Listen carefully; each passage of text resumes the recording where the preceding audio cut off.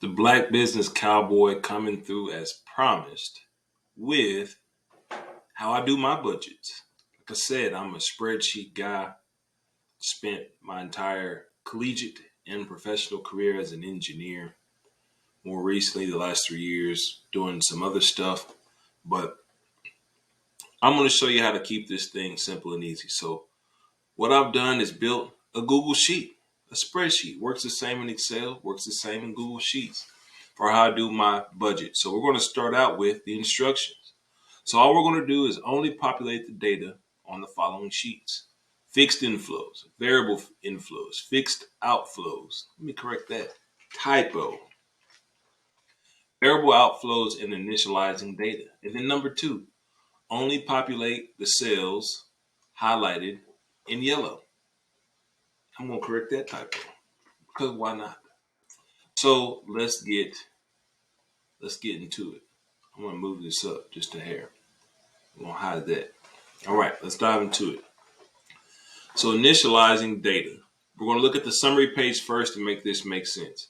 So right now you can see this is just a summary for a year of your financial situation. So you can have your fixed inflows. It's going to sum everything up here. It's going to show you your delta, which is either your surplus or your deficit. Were you under budget? Were you over budget? Did you have money left, or did you go over the amount of income or inflow that you had for that month, and then accumulated cash? That's important. This initializing data for this populating this cell here. So let's go back. So let's say we're going to start out with $1,000. That's how much cash we have in our bank account or wherever we are accumulating our cash. That's where we're starting out.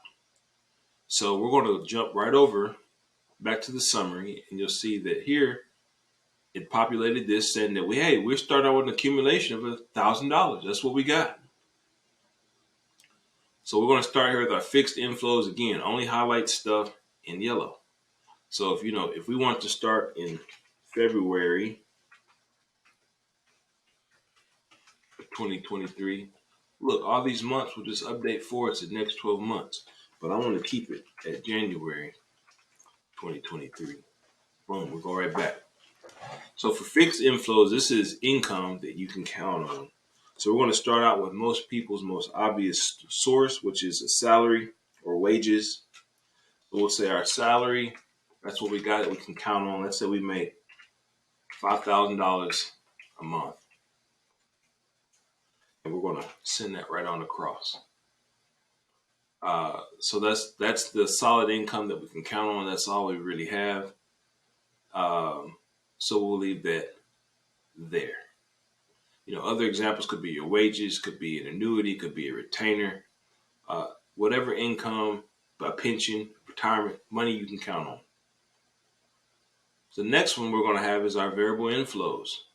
So let's say we have a side hustle, and that's all we have. And we normally know that maybe you're baking cupcakes on the weekends, or maybe you're power washing driveways in the evenings. So with your side hustle, you know that you can generate between, let's say you normally generate between $250 and $400 a month, because that's how much effort you're putting into it, or that's the customer, that's the opportunity in front of you.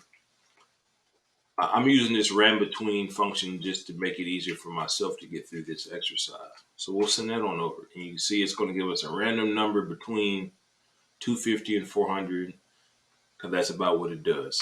But it's variable. It changes month to month. All right, we'll leave that there. So now fixed outflows. These are your fixed expenses. So these are the kind of expenses in your life that you can count on that are fairly stable. Things can go into variable or fixed, but I'll just tell you how I think about it. Again, the important thing is for you to find a method that makes sense to you. As long as it makes sense to you and you're consistent, that's the only thing that really matters. We're not going to get into all the technical reasons why it's fixed or variable. It's up to you to decide. So just decide and go with that. So I will consider, let's say, rent or your mortgage. So we'll say our rent, and what comes with rent. We have renter's insurance. We have a car note. What comes with that? We have our auto insurance. So we'll say auto insurance. And then we have, what else might we have? A phone bill. Maybe you have a sewer bill from your city each month. So we'll say our sewer service from the city. We'll say our, maybe health insurance. Maybe you're paying for that separately. It's not included in your job. And if it is including your job and it comes out of your check, if we go back to our fixed inflows, I prefer to do this number after taxes, after all the stuff that comes out. This is the money that you actually see that you can do something with, that you're comfortable doing something with. All right, so now we'll go over to this, back to our fixed outflows. So just for example's sake, I think that this is a good place to build from. So let's say your rent is $2,000 a month, your renter's insurance, let's say you pay $240 a year, so that's $20 a month. Say you got a car note that's $400 a month. Let's say you got auto insurance, that's another $100. You got a phone bill, another $100. Your sewer is $20. Your health insurance, let's say that costs you $500 a month. Hey, let's put this one in here because this is important. Let's say you got life insurance. If we want to pay that, so we'll say that's another $50 a month for a term policy or something. So we'll take those, we'll blow those expenses across. All right, so now we see, hey, our fixed expenses around $3,200 a month. That's going to, again, feed back through to our sheet. So you can see all the stuff we've been putting in there. It's already populating out to let us know where we are. So now let's go to the last tab, our variable outflows. So these are like your discretionary expenses, things that pop up every now and again that are not necessarily all that predictable. So we'll say the first one is, let's say, eating out. I like to be pretty specific in these and not to say entertainment or fun money. So we'll say eating out. We'll say hanging out. We'll put clothing. We'll put maybe donations. We'll put our credit card payments that we normally pay. Maybe it's minimums. Maybe you have it on a set amount, but whatever how you have it. So we'll say eating out. Normally, you don't like to eat at home a lot, so you're spending between, let's say, $800 and $1,500 a month. So let's say $800, $1,500. We'll do it like that. Boom, there's that. Then hanging out. Let's say you like to go out on Friday nights and you're gonna spend $100 or $200 once a week. So that's times 4. So that's going to be another $400 to $800 on the weekends. For going out for drinks and meeting up, sorts of things with friends. It'd be helpful if I put the formula in there. Boom, cool. We got that. Go ahead and blow that one out across. Clothing. Let's say you're not too big into fashion, but things come up. So, you like to go do a little retail therapy on the regular. Usually spend, let's say $300 to $400 a month there. Then donations, you like to maybe you go to church or something every week and you like to throw a couple bucks in there. And you say you do anywhere from $100 to $300 a month there in your donations, your credit card bill. Oh man, you've been charged some stuff up, haven't been disciplined about paying it off, so now you're paying between your minimums and all that. Let's say you're paying another $500 a month there. Let's say $500 to $600 a month. We're going to say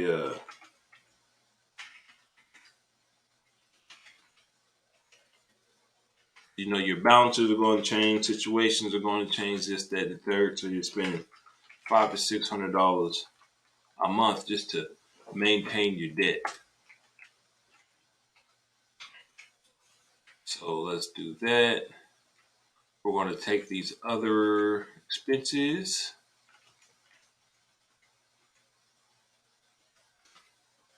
We're going to blow those across now. All right, cool. So now you see where your variable expenses are at. So now let's go take a look at the scoreboard. We know what all of our players are doing. Now it's time for the coach to take a look at what's been going on. So you go back to your summary and you're saying, oh man, every month on average, I'm in a deficit. So no wonder I'm in credit card debt. I started out with, $1,000 in the bank. I've been able to save somehow or another. But look at it. I got a problem. I'm not making enough money to support my lifestyle, or my lifestyle is too extravagant for the level of income that I earn. Or maybe that's all the work I'm willing to do. So you have to ask yourself some questions. Say, what is my goal? Maybe it's to build up an emergency fund. Maybe you want 20 grand. Maybe you got $15,000 of credit card debt and you want to pay that off. Maybe it's something else, but you have to have a specific goal. So now you can start looking at this stuff to see what can you change. So you're looking here and you might decide there's really only two problems you can have. And the third one is kind of a mixture of the both. You have an income problem, it's meaning you're not bringing enough money, or you have an outflow problem. It's just really quite that simple. So if we were to take an average of all these, so we'll come down here and we'll change this to an average. So on average, you're about $800 short a month. So you can say, okay, just to break even, I need to bring in on average $800 more a month. So you might say, you know what? I'm working 40 hours a week, but I got my whole weekend. Or maybe you're working 32 hours a week. You have more time in the evening. So even with 40, you still have time. So you're going to decide, I'm going to keep my job, but instead of me just bringing in 250 to 400, I think I can bring this up to 800 to, let's say, $1,200 a month. All right, cool. So you're going to increase your income this through your side hustle. You're going to put a little bit more time and effort into that. And then you're going to go back to your summary and say, okay, now I'm starting to break even most of the time. I ended up a little bit better by the end of the year. I've been able to save $1,000, but now I'm working real hard. So now you have to go look at your expenses. Let's go look at that. And you're going to say, I'm going to go to my fixed outflows and then look at my stuff and say, okay, maybe all this stuff adds value to your life. You want to keep it. So let's just leave that where it is. Let's leave it how it is.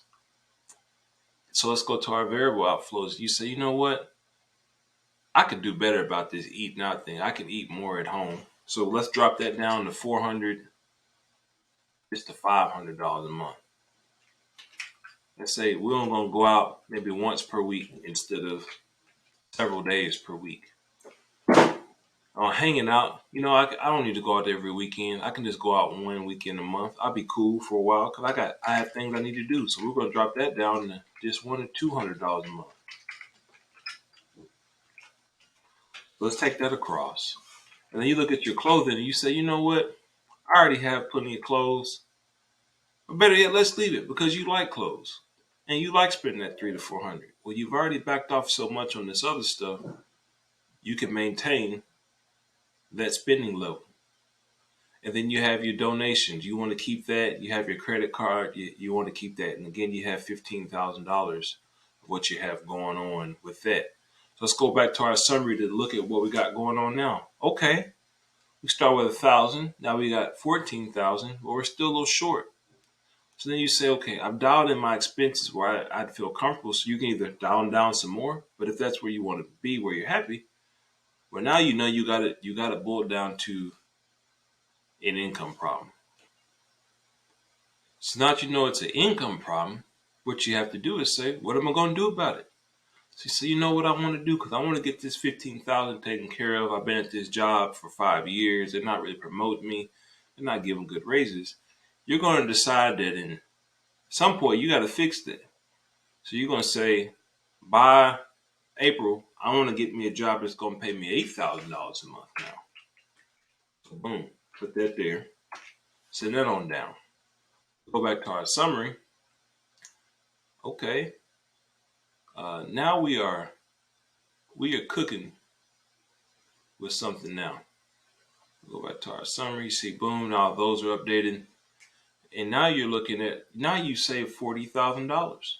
So now you can start going back into your variable outflows and then maybe saying these last 3 months for, let's say September, November, you're just going to knock it out 5,000 for 3 months, knock everything out. Now you're done. Now you don't have these credit card payments anymore. That goes away. We go back to our summary data. Look where you're at. You've paid off everything. You still got $38,000, $37,000 in the bank. You're making more money. You're spending less. You're feeling more comfortable. You've achieved your goal. Think about what this would mean to you. Are you going to be less stressed now? Are you going to sleep a little bit better?